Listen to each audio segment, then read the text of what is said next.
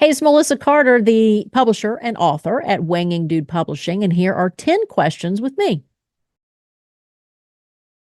I was born on March 11th, and my sign is Pisces, very artistic.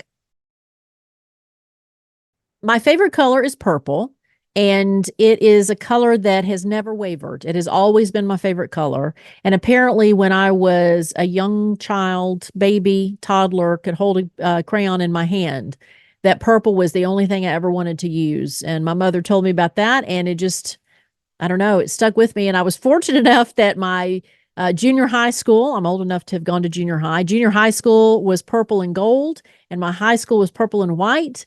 And I thought for a second maybe about going to LSU because of the colors, but I'm like, no, I'm going to go to Tennessee.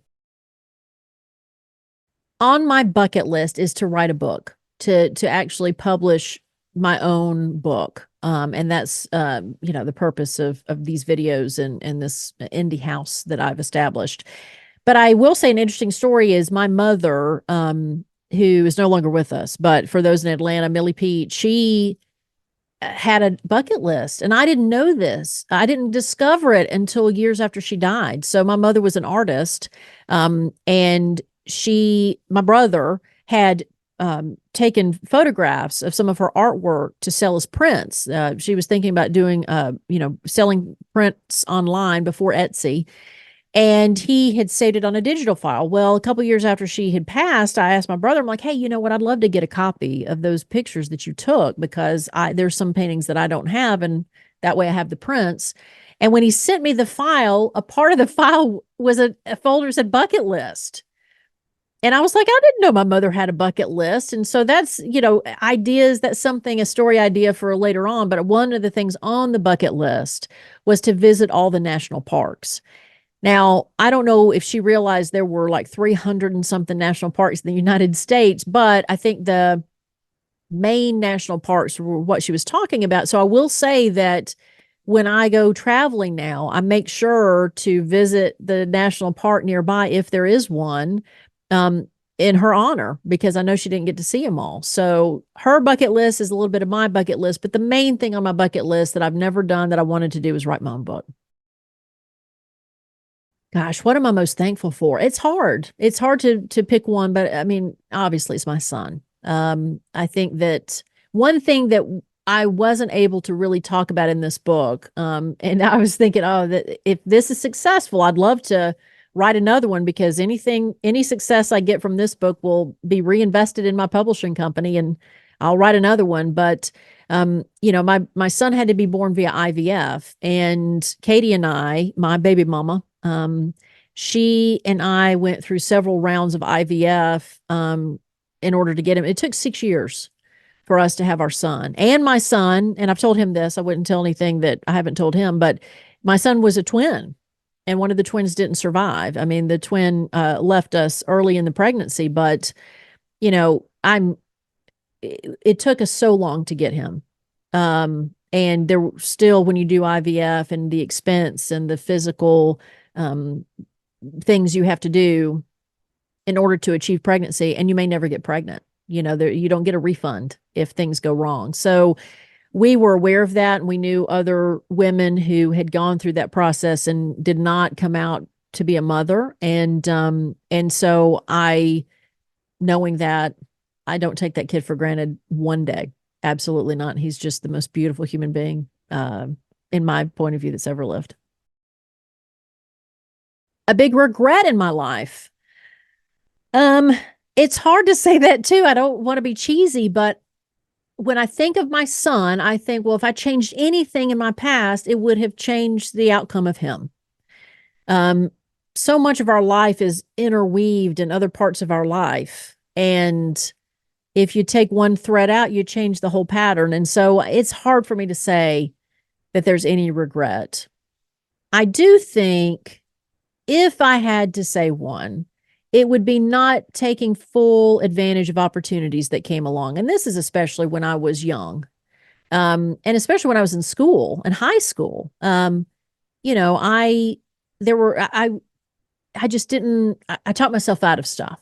So I was trying to pursue like speech and theater, And I got invited to something called Governor School for theater.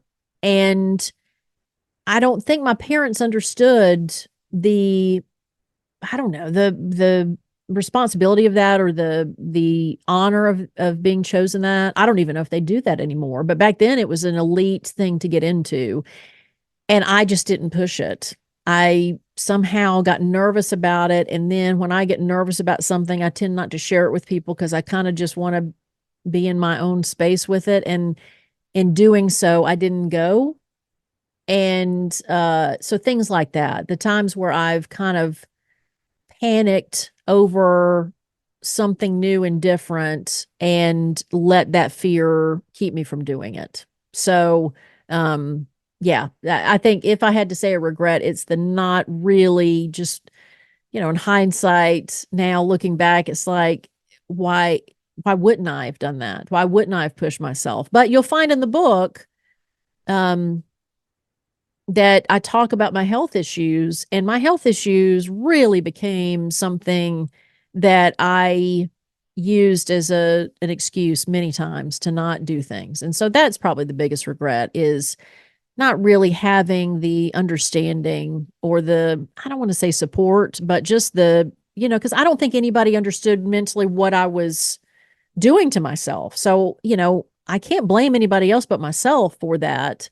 But, if somebody had recognized maybe the fact that I needed a nurturing and encouragement, and a little bit of a push, um, but again, it's my own fault. So that's the regret, is not taking full advantage of opportunities that came my way when I was young.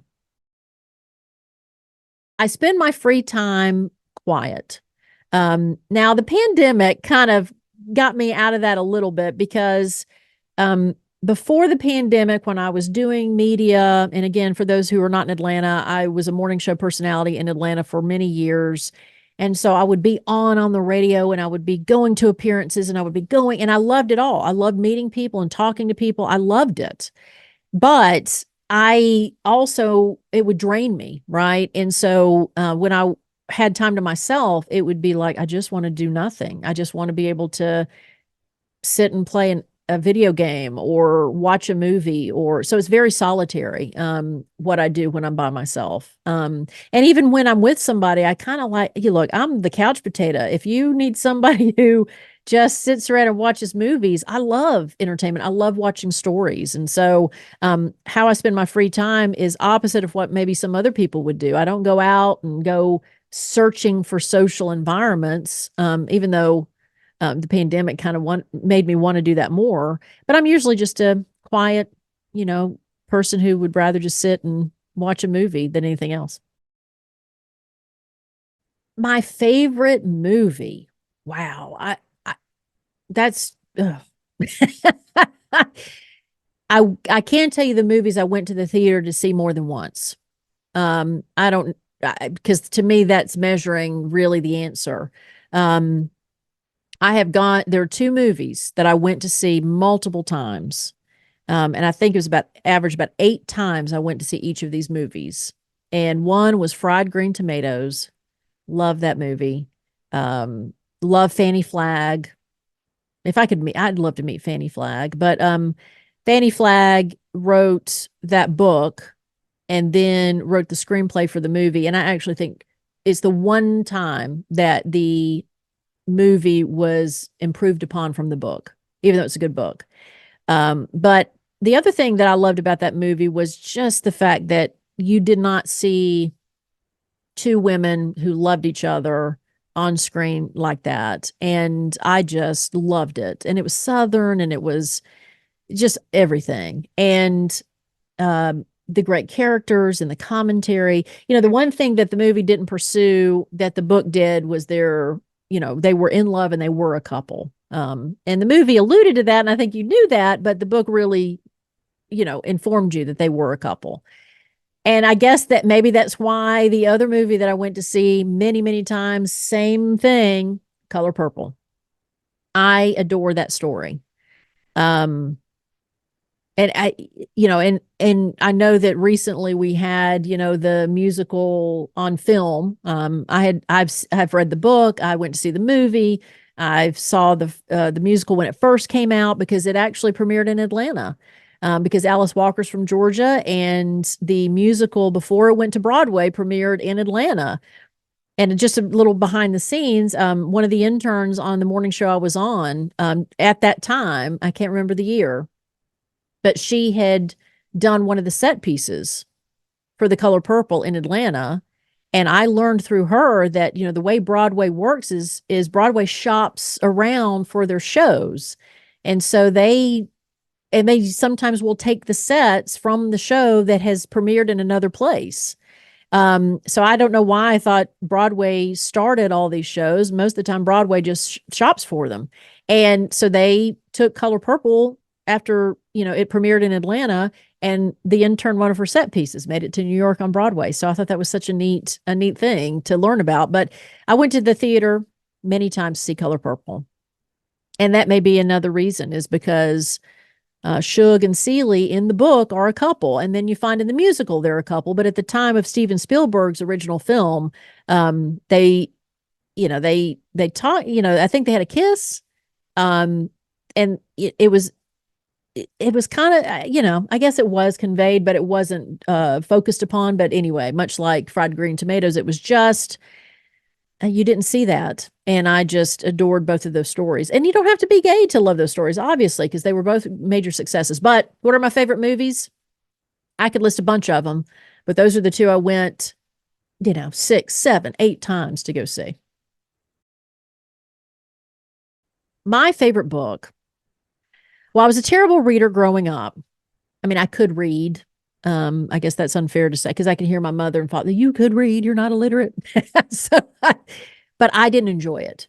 I was not that girl that sat in the corner and read all the time. My best friend was, man, my best friend, one of my best friends, she read Agatha Christie in the 4th grade. I think we were 3rd grade. Like, she was all about reading, and incredibly intelligent woman. But anyway, and I remember comparing myself to her, like, I don't do that.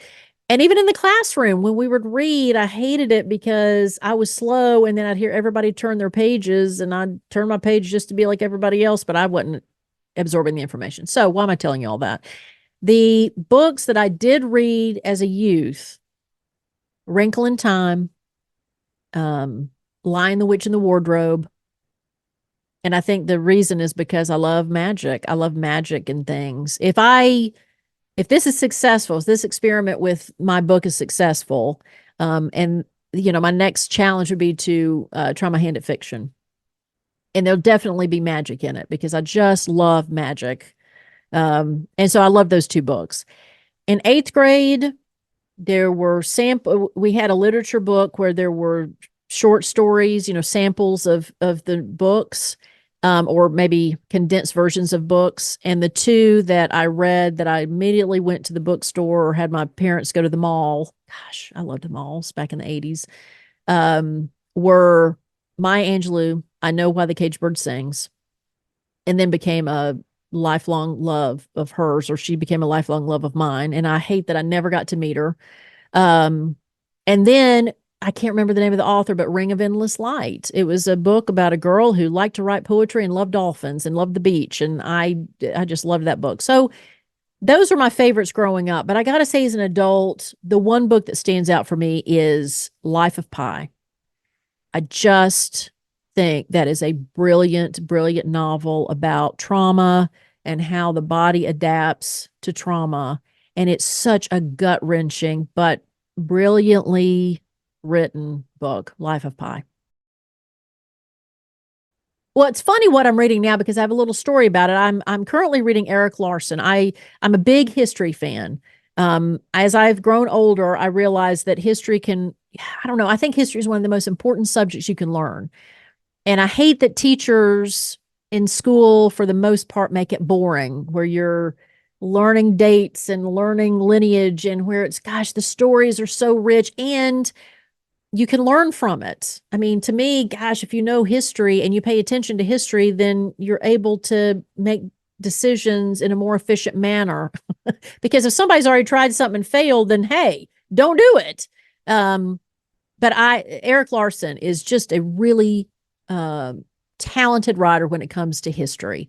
And sometimes it can be a little thick, right? Because there's a lot of names and there's a lot of places and everything. But I just think if you're going to read really well done history novelization, that Erik Larson's it. And I'm currently reading In the Garden of Beasts.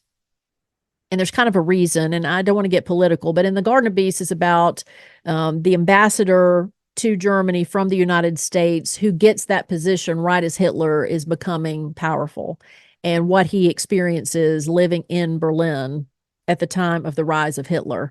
And I'm doing it because, again, it's looking back at history, because our own country, I think so many times you look at history, oh, well, that was back then and that was them and it'll never happen here and that kind of thing. And I just, I'm just kind of looking, because it's like when you start banning books and you start having companies be so powerful that they have a lot of money to be able to influence politicians. And when you have, things going on, like, I'm just comparing. I'm saying exactly what was happening that gave people the sign that things were going really, really south in Germany. And do we have any similarities here? So anyway, that's the reason I'm reading In the Garden of the Beast at the moment. But the funny story about that is the way I was introduced to Erik Larson. So when I was dating, for those in Atlanta, when I was dating Katie Jo, she was a part of a book club. She's still a part of a book club, but she has this book club where, it's her and some colleagues or women in a similar industry as hers. And it's that, it's an exclusive book club for them, and they take trips, and it's like a serious book club. But I didn't realize that they weren't really reading books at every meeting.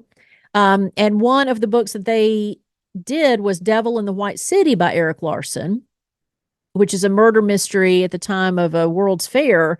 And this was a book club where they invited the plus ones of members to come and read the book and be part of the book club. So I was like taking this seriously. Like, Katie and I were newer in our relationship. I wanted to impress these women. And so I sat and I read Devil in the White City, which is, again, with Erik Larson. It's not a fast read, but it's an interesting read. And I read that whole thing, got through it, went to the book club. I was the only one of all of them that read that book. So I should thank them, because I am now, I've continued to read his books.